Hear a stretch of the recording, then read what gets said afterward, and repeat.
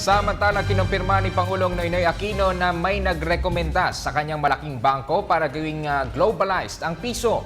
Sa kanyang pagsasalita sa Filipino community sa Paris, sinabi ng Pangulo na nagulat siya sa alok na ito mula sa ilang nakapulong na business group sa kanyang European tour. Gitang Pangulo, patunay lamang ito na patuloy na lumalakas ang kumpiyansa ng foreign investors sa bansa.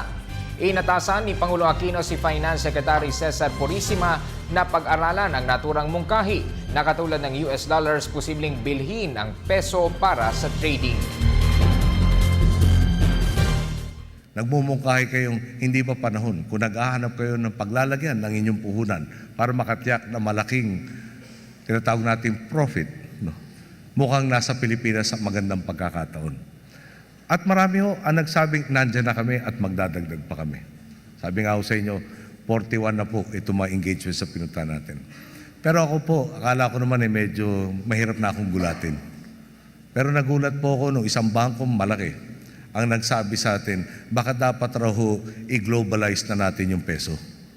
Sabi ko, globalize the peso?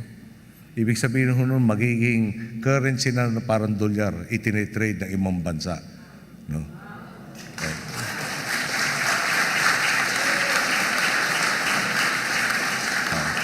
Ulitin ko lang ho baka naman pagdating sa Maynila, iba na naman ang lumabas sa bibig ko. Hindi po ako ang nagmungkahi niyan, ibinanggit sa amin. At hindi naman ako napawaw. Napataas lang ako kilay at napaisip, bigat itong minumungkahi nito. Pero tanong ko kayo, meron ba sa inyo nakapag-isip na makakarinig ng ganung mungkahi sa isang dayuhang bangko na malaking-malaking aho at buong mundo ang kanya sinasaklaw? Siyempre, nakausap po kami ni Cesar Purisima, kailangan pag-aaralan yan. No? Pero ang punto lang ho dito, hindi ko akalain na may magmumungkahi sa ating ganong kaganda na o kabango ang Pilipinas na meron nang maglalagay ng kanilang puhunan sa ating salapi dahil may tiwala sa ating may katatagan yung ating ekonomiya, yung ating bansa at yung ating pananalapi.